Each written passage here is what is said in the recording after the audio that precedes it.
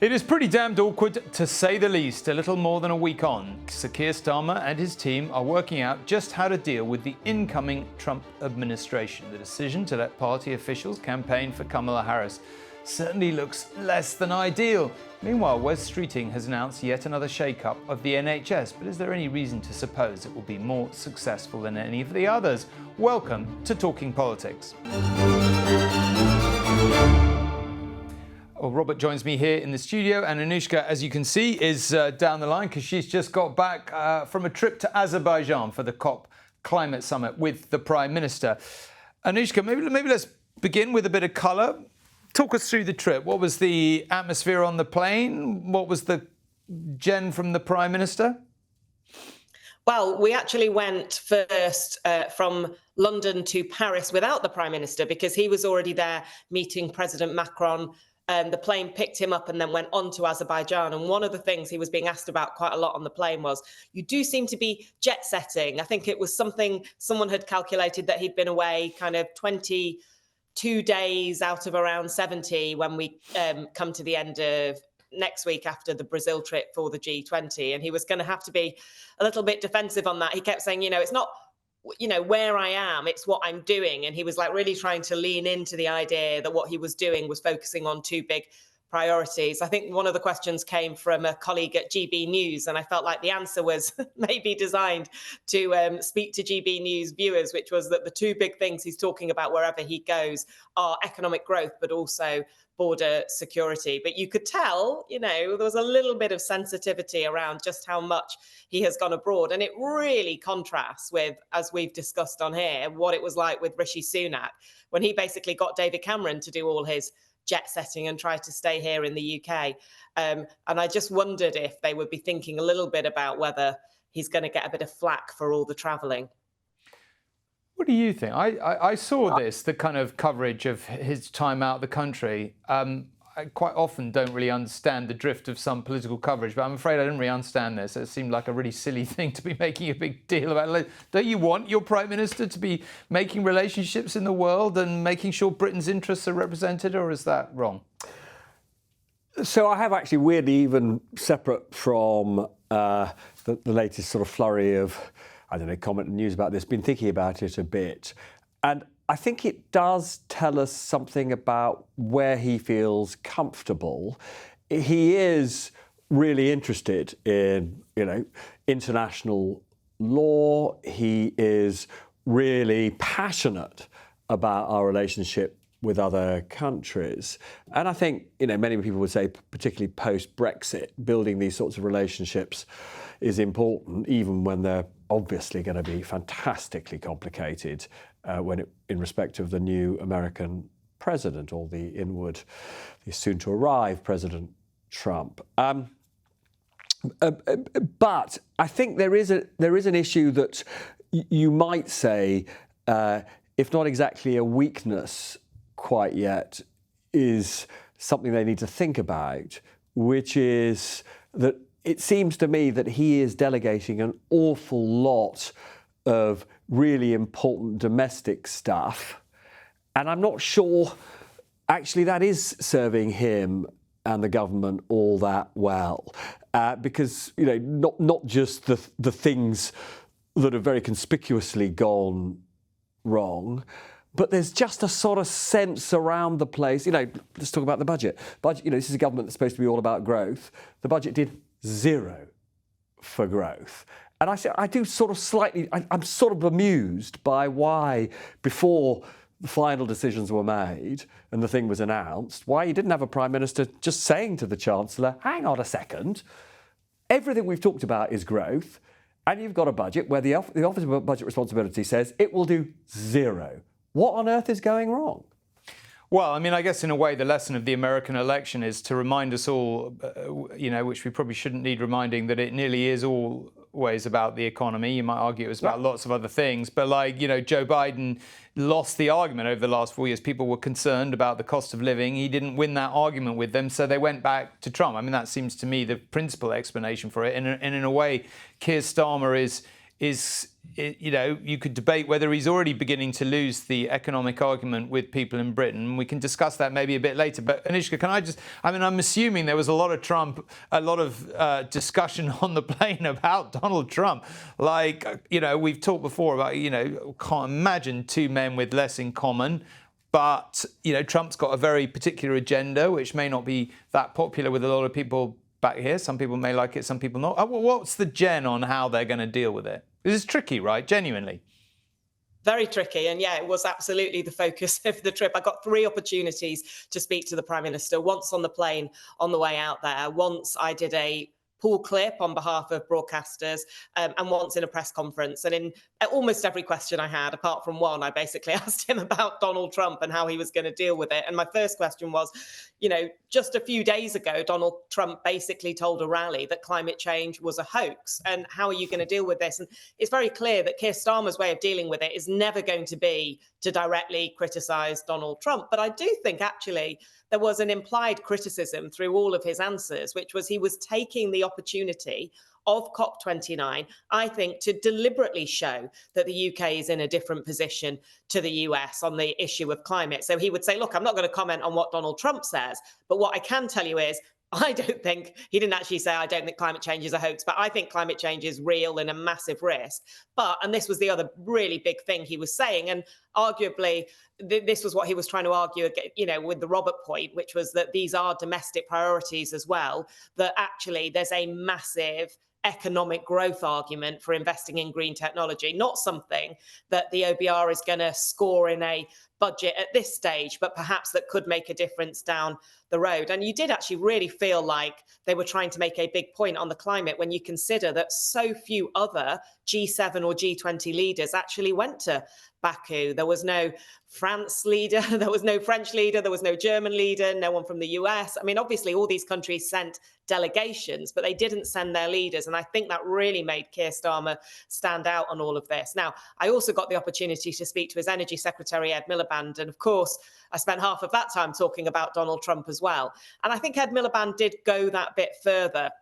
He basically made the point that, the US, I'm not going to interfere in who the US has elected or why they've elected them, and then lent much more into the arguments that we would make in contrast to those. And actually, I asked Keir Starmer, will you make these arguments to Donald Trump behind closed doors? And he didn't quite say he would, but did say, I want to build this relationship with him. Ed Miliband was much clearer than that. He was like, absolutely, the Prime Minister will be making these arguments behind closed doors to Donald Trump, although we are yet to see whether he really does that when the two of them, next meet in person. I mean, look, there are incredibly important reasons for investing in green power. I have to say, over the next 5 years, one of them is not going to be to generate growth. It won't generate very much growth in the next 5 years. What we're really talking about is substitution of one form of investment for another, one form of power generation for another. I honestly don't believe, Anushka, that the OBR is at any point in the next few years suddenly going to raise our growth prospects on the basis of this investment, for all the reason that it's in, for all the argument, there are perfectly other good reasons for doing it, and in particular to go to the heart of what I think should be, even at this early stage of the Parliament, something that should be causing Starmer and his colleagues a degree of concern, is there is a very, very good chance that this investment will lead over the next few years to more expensive power and rather suppressed living standards and greater costs for business. All of which against the backdrop of what we just saw in America, which is Biden losing because of the perception that he damaged living standards, ought to be a concern to the government. This week was not Kemi Badenoch's first PMQs as Tory leader, but last week you may recall that the world was a little bit distracted by something else. So this was her first real chance, you might say, to make an impression at the dispatch box, and her questioning focus on the impact of the Labour budget. How much extra does he expect local authorities will have to raise to cover the social care funding gap created by the Chancellor's budget and increases in employers' NI? He told the member for Edinburgh West just now that he was covering social care. How much extra does he expect local authorities to raise? well this knockabout, but not actually listening to what I said 3 minutes ago. It's a bit of a fundamental failure of the Leader of the Opposition. I just said £600 million. I repeat it, £600 million. That he has repeated that number because he has probably not listened to the Labour-run LGA, who said that with no separate funding for the Chancellor's budget announcements, care providers will likely see increased costs, which will cost councils more, and all of the £600 in grant increase he is giving will not cover what is required for adult social care. It is clear that they had not thought through the impact of the budget, and this is the problem with having a copy and paste Chancellor. Did they not realise that care homes, care homes, GP surgeries, children's nurseries, hospices, and even charities have to pay employers' NI? We have put more money into local authorities than they did in 14 years. They left them in an absolutely catastrophic state. Nigel Farage. Thank you, Mr. Speaker. I'm sure the Prime Minister and the whole House would wish to congratulate Donald Trump on his landslide victory last week. Well, I'm glad to see the honourable member making a rare appearance back here in Britain. He spent so much time in America recently. I was half expecting to see him on the immigration statistics when we see the next batch. Question, Sir Alex Shelbrooke. On the 29th of November, this House will be asked to consider at second reading one of the most consequential pieces of legislation to this country's makeup. But I am generally approaching this with an open mind, but have many concerns. And what concerns me, Prime Minister, is the short space of time on that day. So could I ask you, Prime Minister, that before we get to the 29th of November, that the government will make a commitment that we can have 2 days, 16 hours of protected time on the floor of the House in government time, that we can examine and debate in this House the report stage, so that many of the arguments we are concerned about may be able to be brought out then, because otherwise, Prime Minister, people like myself may decline a second reading over fear that we may not get to be able to debate these issues in full. Well, I'm grateful to him for raising this issue. It is obviously an important issue, an important vote. And I know that there are strongly held views on both sides of the debate across this House, and that's why it will be a free vote. I think every member needs to decide for themselves how they will vote on it. It's a free vote. I do think there's sufficient time allocated to it, but it is an important issue. Can we just pick up on what just happened at the end there? Unless I misread that, that was the Prime Minister being asked if he would allow more time for the assisted dying bill, because, is that right? The MPs want more time to debate it. They're worried about the detail. The private member's bill that's been published has a lot of detail in it, but MPs want the time to debate it. And unless I missed something, that was the Prime Minister effectively saying there isn't going to be any more time. He's not going to make any government time available. Is that right? That's exactly what he said, yeah. And which seems... And what was interesting is Alex Shelbrooke was saying, and it'd be interesting to know how many MPs take this view, that because it's such a sensitive and complicated, he thinks, issue, that he'll be minded actually to vote against on second reading if he doesn't get that commitment that subsequently there will be more time for debate. And Prime Minister seemed to just say that there wouldn't be any extra time. And so one wonders, therefore, whether there'll be others like Shelbrooke who will simply say, right, we're not taking it seriously enough and therefore I'm going to vote against. Anushka, what do you make of that? It seems like a poor decision from the Prime Minister on the grounds that whether you're for this issue or against this issue, it's an important one. It's a very sensitive one. It's something that inspires really strong feelings on both sides. The very least I would have thought the government could do is allow at least a bit of government time to make sure it gets the proper airing. What do you make of it? I mean, they've obviously already made that decision. Lucy Powell has already made the decision on the timing. And so I don't think he would have been in a position to make a decision on the hoof there that they were going to offer it more time. The question is it enough time or not? And I didn't get the impression from Keir Starmer that he necessarily, was saying it based on the idea that he's discussed and thought about the timing of it. They clearly decided they did think there was enough time to discuss and debate it. I mean, it is a very, very complicated issue. It was interesting, actually, on the trip to wonder whether Keir Starmer had softened on it. You know, he's historically been supportive of the idea of a change in the law, but he was very clear on the trip that he was still thinking it through, that he was very, very keen that safeguards would have to be in place if there was anything to happen. And obviously, I think with the fact of Wes Streeting, the health secretary, coming out against the idea of a change in law because he says palliative care isn't up to the job and he is the health secretary, that obviously adds to the sense that people will be quite nervous about making that change. I have to say, I don't know the exact timing that they've given it to know whether or not it is quite enough time. But clearly, there's going to be a push now for it to be changed. I mean, I must just say, just on the point you make about Wes Streeting, I'm slightly staggered that there isn't more sort of public debate about the point that he's basically saying people will opt to die because hospices and hospitals aren't providing appropriate pain relief. It's a sort of astonishing thing to say.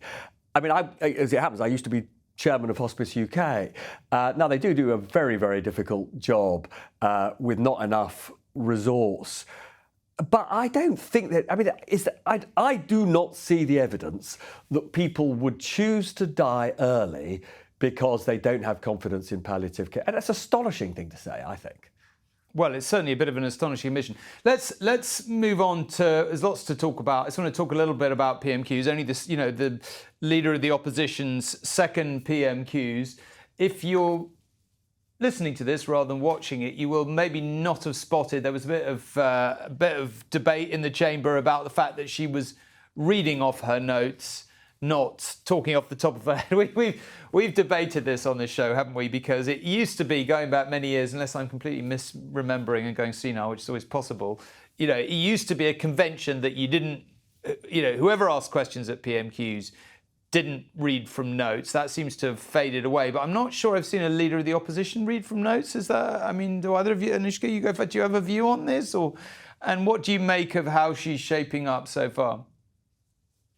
I mean, I often think that they have notes there, but it's whether it looks like they're actually referring to them, reading from them. I do think that makes a difference. I think the thing that she actually struggled with there more was I didn't think the thread was completely clear. I didn't feel like she completely landed a point, despite the fact that, by the way, the things she was talking about, I think, are really problematic for the government. I think increasing, you know, employer national insurance has loads of issues. And part of me feels like the problem for the government on a lot of things, and this is one of them, is actually not really the policy itself. It's the trust issue, which was, you said you weren't going to do this. I mean, even if you accept the government's idea that they said there was small print that allowed for them to increase employer national insurance rather than employee national insurance, it's very clear from the OBR that the vast majority of this is going to go into people's wages. So it breaks the spirit of the manifesto. And therefore, it's problematic for them. And the other thing I think is really problematic is they spent so long trying to change their reputation with business, trying to reach out to businesses. And although, of course, they've protected the smallest businesses here, I mean, every time I speak to a business owner at the moment, they are really, really worried about this, complaining about it, talking about it, going through to wages. So I thought there was a point for her to land. I don't know if you agree with me or not. I felt like she didn't quite land it. The one thing I would say, though, was it's early days and we always see people grow into these roles. And I'm not sure yet, you know, how successful she will be at it. But yeah, I found the thread of what she was arguing quite hard to pin down. Yeah, it was slightly muddled, but let's give her the benefit of the doubt. This is only the second time she's done it. I mean, I think the point I would say, this is one of the most pathetic PMQs I've seen in a long time. You mentioned, you know, that the leader of the opposition appeared to be reading. Everybody was reading today. I mean, if you're watching that, you sort of think, gosh, the qualification for being an MP these days is being able to read your own handwriting. It was pathetic. And, you know, I don't understand why, you know, we don't have more confident MPs just able to ask a question in the way that most of us would do in normal life. And then separate from all of that, the sheer number of Labour questions, which were basically questions to the Leader of the Opposition, dressed up as... And again, I don't understand why the Speaker didn't intervene, because this was not a proper PMQs. Does the Prime Minister agree with me? Does the Prime Minister agree with me? Will the Prime Minister confirm that this Labour government believes in supporting working families? The Prime Minister is welcome to join me for a pint. The Prime Minister was hardly put on the spot at all today. Well, I'm smiling because I am one of the few people who probably can't read. My handwriting is so bad, but anyway, that's a different story. I think you make a really good point there. The other point, I keep thinking as I watch it, surely it must be possible for the Speaker to basically just ditch the puff questions from the Prime Minister's own side. It's like... But that's the point I'm making. Yeah, why didn't he just say that's out of order? You shouldn't be asking that. Ask a proper question. Also, don't you feel that they should be feeling too shamed to actually do it? You know, years ago I used to work at the Times, and I sat next to a wonderful woman, Anne Treneman, who was the Times sketch writer at the time, and we used to have a lick spittle of the week contests every week. Lick spittle, I'm sure you understand, basically sucking up too much to the Prime Minister. And normally we'd be picking between one or two. But as you say, it was basically a long line of lick spittles there. I think, come on, PMQs is your opportunity to stand up and ask about something that really, really matters in your constituency or really, really matters to some of the people you are representing, not to basically take a card from number 10 and read out exactly what they want you to say. I thought it was a bit embarrassing. But also, surely it's the Speaker's job to say, if you're going to ask questions that are basically lick-spittle questions, I'm just not going to take them. You won't get another question for a very long time. Because, I mean, there must be many Labour backbenchers who have real questions, you know, that they actually want answered on behalf of their constituents. Yeah, I thought the Speaker really failed in his duty today. Totally agree. And also in 2010, when the Conservatives came in, obviously in a coalition, one thing I thought was, you know, quite interesting was to watch what the backbenchers did at the time. And because obviously a lot of them didn't get jobs, which is the same with a lot of the Labour backbenchers. And I thought that lots of them did really interesting different bits of work, which were not necessarily partisan, but those very same people ended up in cabinet jobs in the future. And I think maybe that should be encouraged. I mean, look, obviously there's loads and loads of backbenchers who will be doing interesting stuff. But yeah, it did really show up today. OK, on the subject of how much you should suck up to those in power, can we just finish off the conversation we were having earlier about Trump? Because it's like, I kind of find myself thinking, I mean, would it be a good idea for Starmer, in your view, to offer another state visit? I mean, obviously, all the opinion polls tell us that a percentage of people in Britain like Trump. The majority really don't. A state, you know, we don't know what Donald Trump's going to do. He's going to have a lot more power and intent, I think, than he did the first time. We'll have to see how that pans out. But I guess the question is, how does Keir Starmer play it? Does he really go all in and say, you know, he's the leader of the free world, I have to just be on his good side no matter what? I mean, how do you think he plays it? I mean, well, I think he will lean towards not necessarily totally sucking up, but trying to maintain a positive relationship with him. He thinks it's too important. I also think there's probably a bit of a political worry here for Keir Starmer. Obviously, Donald Trump is much less popular here in the UK than he is in the US, but it definitely opens up the thought process at the very least as to, you know, the kind of the factors that drove Trump back into power exists all over the world and exist here in the UK. And are there characters here in the UK, you know, Boris Johnson, for example, who might be, you know, leading to something quite similar here? I mean, I'm a bit bemused by what their approach is at the moment. On the one hand, we have seen a lot of sucking up and, you know, very conspicuous attempts not to say anything that can be read as critical. And, you know, I feel rather sorry for the Foreign Secretary. He sort of had to abase himself by sort of claiming that the fact that Donald Trump offered him a second helping of chicken means that obviously Donald Trump has totally forgiven him for calling him a not sympathising sociopath.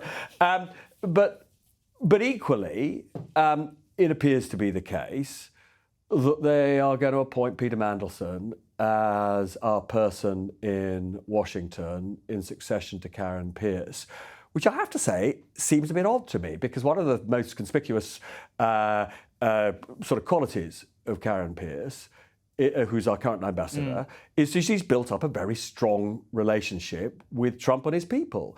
And if you wanted actually to de-risk the relationship with the US, you would keep her in place.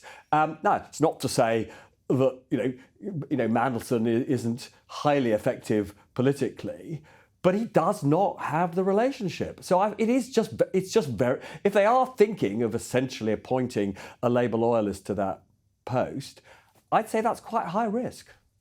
Anushka, what do you think about? The possibility of Mandelson coming back into the fray. I definitely agree with Robert on the impact that Karen Pierce has had in terms of protecting Keir Starmer with the victory of Donald Trump. And I think the kind of worry with the Peter Mandelson figure is that, remember at the beginning when Labour were being quite heavily criticised for basically putting what looked like their mates into very senior positions. And I don't know if we said it on here or someone else said it to me. They were like, well, it's kind of okay at the moment, but if they put Peter Mandelson in the US, then that charge might become a little bit kind of stronger.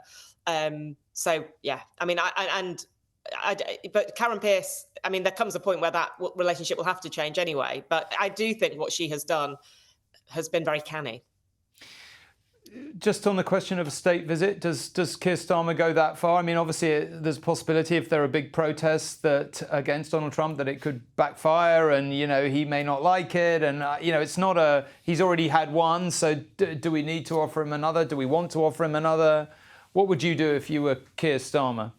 It's quite high risk to. We've also got a monarch who, although he's supposed to now be out of politics, his views on climate change are not a secret.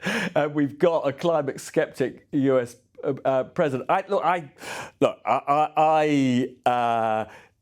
They will be giving an awful lot of thought to this. Gosh, I don't know. What do you think, Anushka?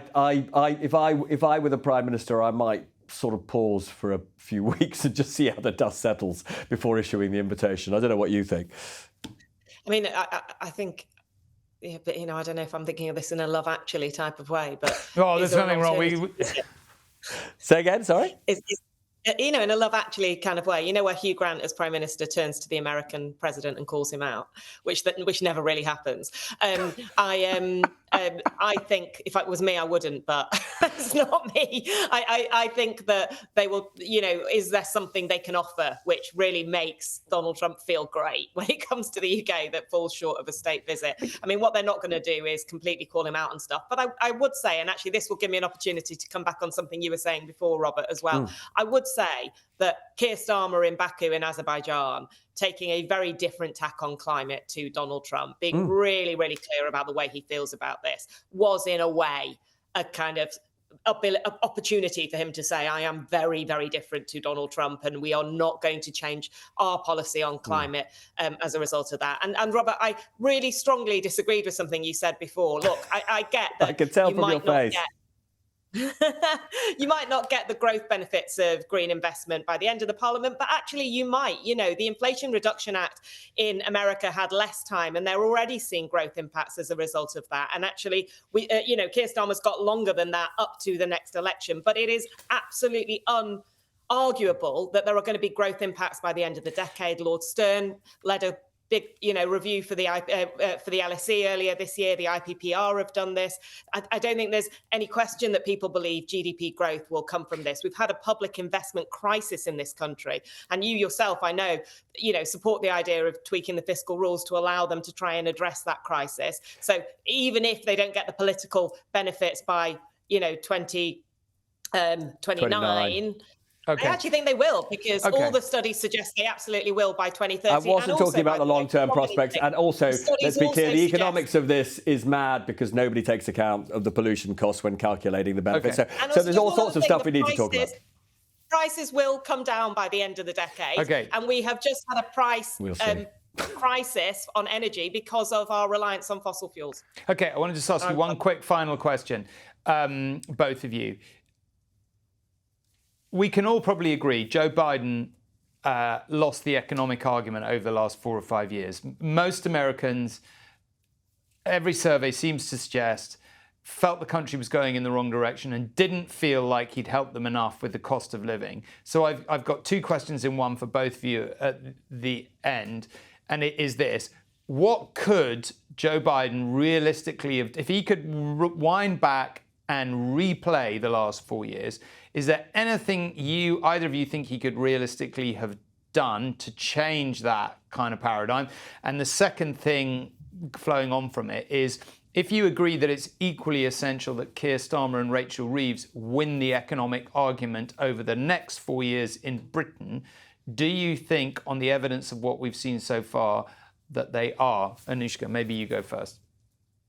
The best thing Biden could have done was lost in 2020. I'm increasingly persuaded that the best thing that ever happened to Donald Trump was that election loss, because it allowed him to be the guy who was there when he was sending out stimulus checks all around the country, but not to be there when the inflation crisis spread across the country and people felt really, really hard done by and really struggled. And, actually, he may well now benefit from the Inflation Reduction Act and the impact that has on growth. People might start feeling better because of Democrat policies, but they're probably going to attribute them to Trump. And actually, just a kind of lesson for us on all of that at least part of what happened in the US election surely was that people wanted a change, that they were feeling frustrated. And as we've talked about lots, there has been an anti-incumbency effect all around the world. And, although Keir Starmer's victory was very big, it obviously was driven in part by that as well, which means that it can just as quickly be unwrapped. In terms of the Labour Party, I think the biggest mistake they've made is this trust issue that I'm slightly obsessed with, which is